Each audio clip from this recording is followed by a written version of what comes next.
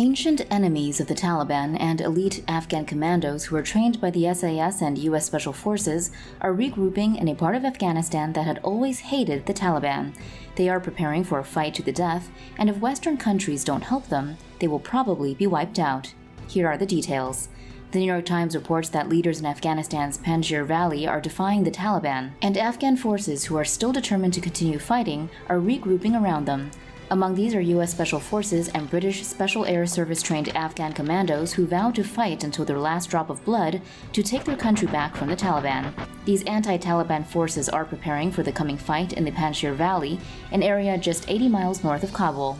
Any soldiers or militias who want to take up arms against the Taliban are being urged to flock to the valley, where Afghanistan's Vice President Amrullah Saleh has declared himself the country's rightful leader. In a Twitter message to Afghans, Saleh said, "Join the resistance. I will never, ever, and under no circumstances bow to Talib terrorists."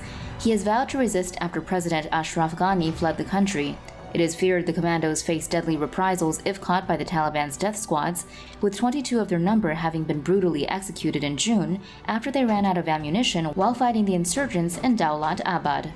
The son of Ahmad Shah Massoud, one of the main leaders of Afghanistan's anti-Soviet resistance in the 1980s, has also pledged to hold out against the Taliban from his stronghold in the Panjshir Valley.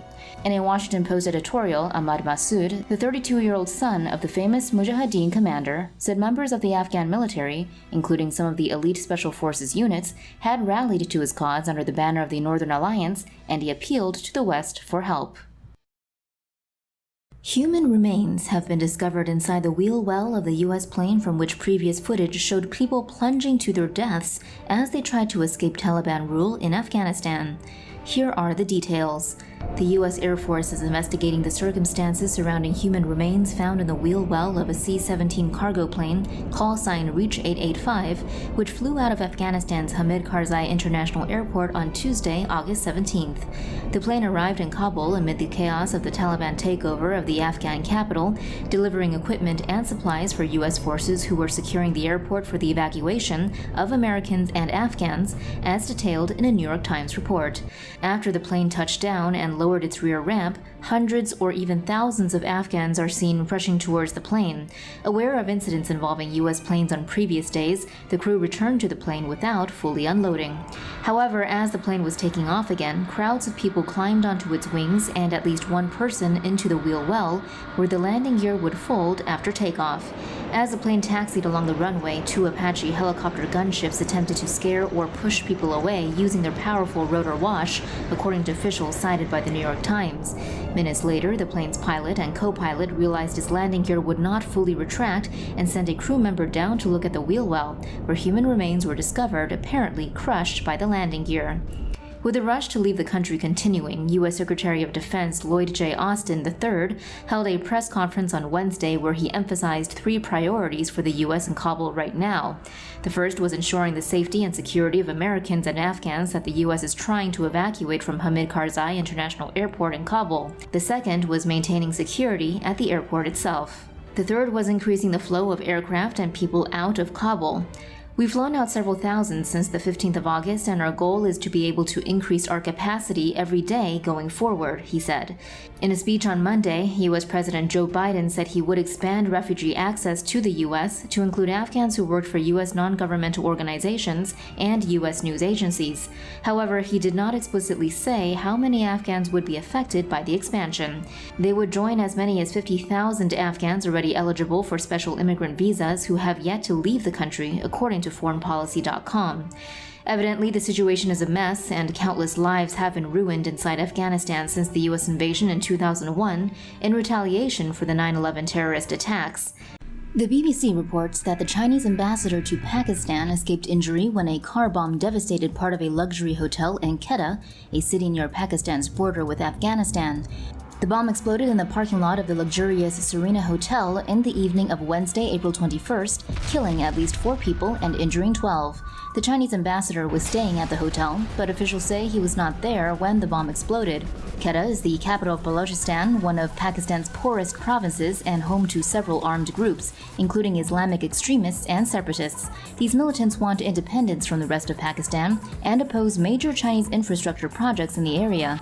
Separatists were also blamed for an attack 2 years ago on a hotel at Gwadar, where a massive port project is being funded by China.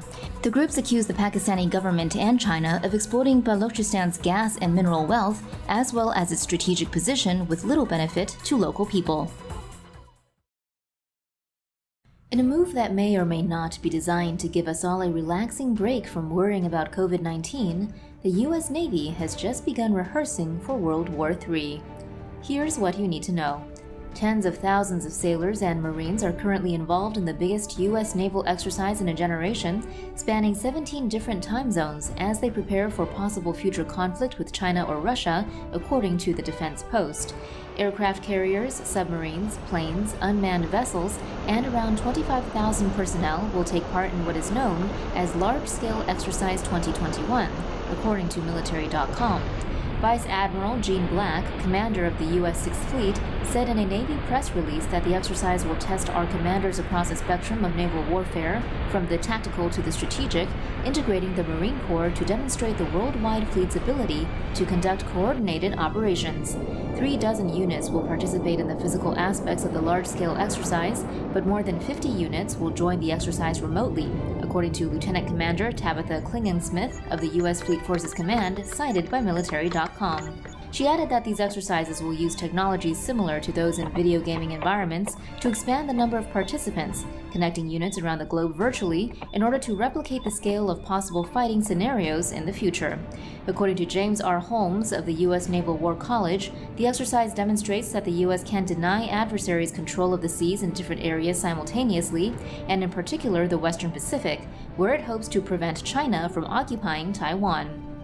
However, the U.S. Office of Naval Intelligence estimated last year that China's fleet of 360 battle force ships would outnumber the U.S.'s 297 by the end of 2020. What's more, military.com notes that this exercise comes off the back of the recent revelation that the U.S. had run a failed war game last year which exposed a number of strategic vulnerabilities, especially in communication. Speaking at a launch event for the National Defense Industrial Association's Emerging Technologies Institute last month, according to The Drive, 11th Vice Chairman of the Joint Chiefs of Staff General John Earl Hyten said that the U.S. had run through several scenarios and simulations, and one included modeling a battle for Taiwan, which U.S. forces ended up losing. Without overstating the issue, it failed miserably. An aggressive red team that had been studying the United States for the last 20 years just ran rings around us, he said. They knew exactly what we were going to do before we did it. Specifically, the U.S. team lost network access almost immediately, which placed them at a severe disadvantage in the scenario.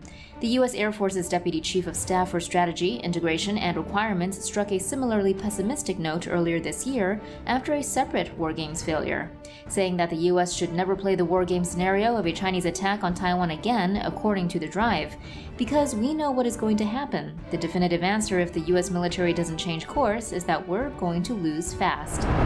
For more news animations and explainers, hit the subscribe and bell button to join the TomoNews family. Thanks for watching.